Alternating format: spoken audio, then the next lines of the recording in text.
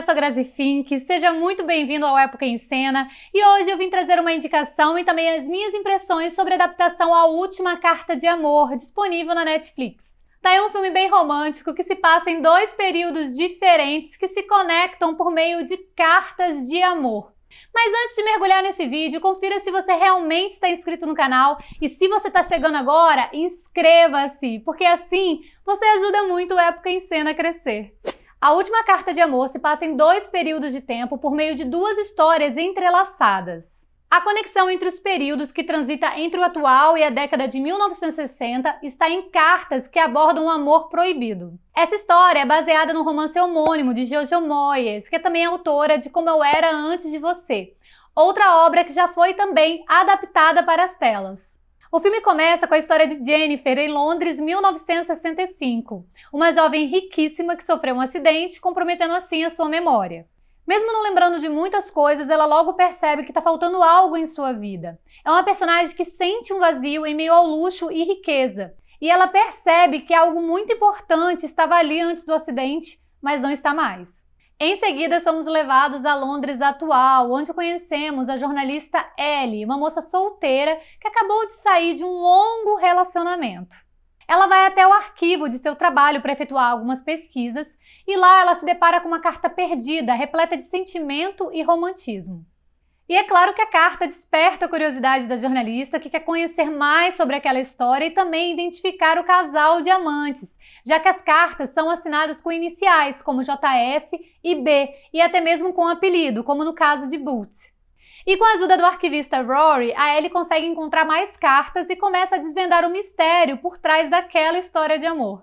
E a conexão entre essas duas histórias está justamente aí, na leitura das cartas. Inclusive, há momentos que a voz de Ellie se mistura com a voz dos personagens de 1965 durante a leitura. Então, apesar de termos dois universos distintos, tanto pelo tempo como também pelo tom e estética, eles acabam se conectando de certa forma, nos revelando a verdadeira história romântica de JS e Butch. E trazendo também reflexões, inclusive, para Ellie, que, como eu mencionei, acabou de sair de um longo relacionamento.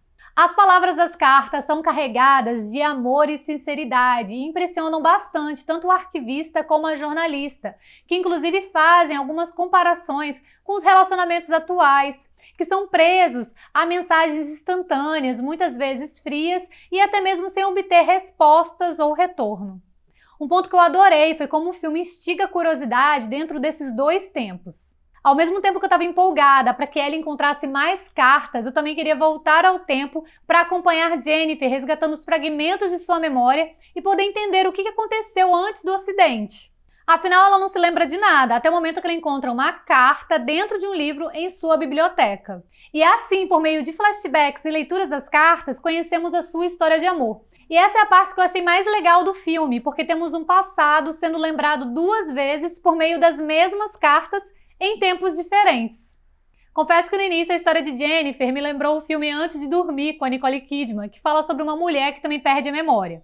É claro que esse filme aí tá longe de ser romântico, porque se trata de um thriller, mas da mesma forma que eu me senti aflita pela personagem de Nicole Kidman, eu também me senti muito incomodada com a situação da personagem Shailene Woodley nessa trama. Afinal, deve ser perturbador perder a memória e ficar dependendo das informações que os outros têm sobre você. A personagem Jennifer vive um dilema complexo e precisa fazer importantes escolhas. Viver uma vida confortável ao lado de um marido ausente e controlador? Ou seguir o seu coração e viver ao lado de seu verdadeiro amor? Parece até uma decisão fácil, mas acaba sendo bem difícil para Jennifer, principalmente por ser uma mulher naquela época. Afinal, para ela viver esse amor, ela precisaria confrontar pessoas que ela ama, como no caso de familiares e amigos, e também desistir de tudo que ela construiu até então. Bom, esse é o plot principal, agora eu vou pontuar as minhas impressões. Se você ainda não assistiu, corre lá e vai conferir na Netflix, e depois volta aqui para terminar de assistir o meu vídeo. Bom, o que falar da atriz Shailene? Ela está deslumbrante. O romance entre a sua personagem e Anthony nasce de forma gradual. Começa com uma bela amizade e se torna um amor intenso e verdadeiro. Anthony já teve as suas decepções amorosas, mas a Jennifer está vivendo a sua atualmente, casada com Larry, que é um homem de negócios riquíssimo e quase nunca dá atenção à sua esposa. E de fato o casamento aconteceu por interesse mútuo, onde famílias se beneficiariam financeiramente. Mas quando Jennifer conhece Anthony, tudo se torna mais real e colorido. E é nesse momento que ela se sente livre para ser ela mesma. E é aí que acompanhamos a trajetória desse casal que busca uma forma de ficar junto. É aquele amor intenso e verdadeiro, me vi várias vezes torcendo por eles e me lembrou bastante a história de amor do casal de Diário de uma Paixão. E todo esse amor presente nas cartas envolve também Ellie e Rory. Inclusive, dá pra perceber que o Rory tem uma quedinha por Ellie desde o início. Na verdade, no início parece mais uma admiração que vai se transformando em algo mais.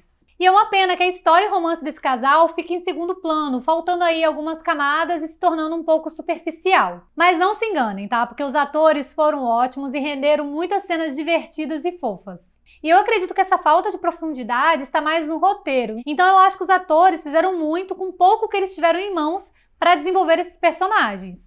E é uma pena porque são personagens bem interessantes, infelizmente sabemos pouco sobre eles, inclusive sobre Rory, até porque a trajetória deles está focada mais nas cartas. E eu acredito que a proposta do filme para eles acaba sendo essa mesmo, de desvendar o mistério em torno do romance proibido da década de 60. Mas o casal moderno não tá ali só para enfeitar não, mas sim para fazer alguma diferença naquela triste história de amor e também tirar aprendizados de um amor puro e verdadeiro.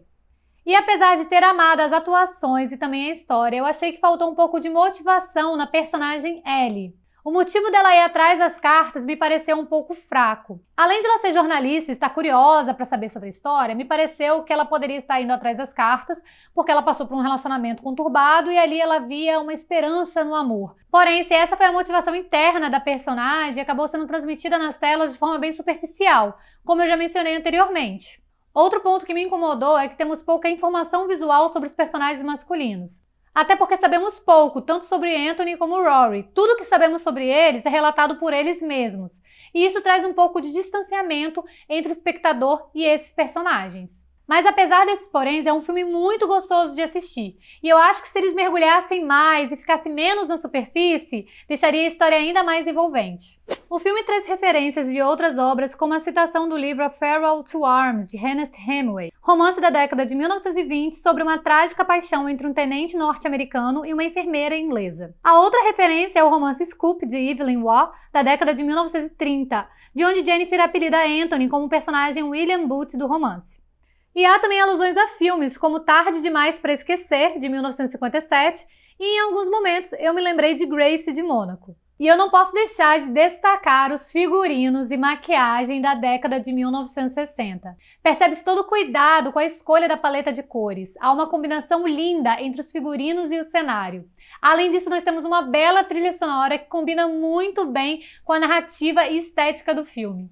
Outro ponto que amei foi a forma que retrataram cada tempo. Enquanto o período atual se mostra corrido, com tons mais frios ou escuros, a década de 1960 é praticamente onírica, com personagens vestindo as melhores roupas, com cores mais fortes e usando maquiagem até na hora de dormir. É um filme que retrata um amor genuíno que persiste através do tempo, além de abordar as raras cartas de amor que carregam tanto sentimento e sinceridade.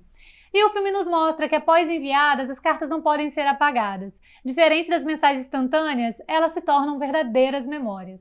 Mas me conta, você já assistiu ao filme? Conhece a obra que deu origem à adaptação?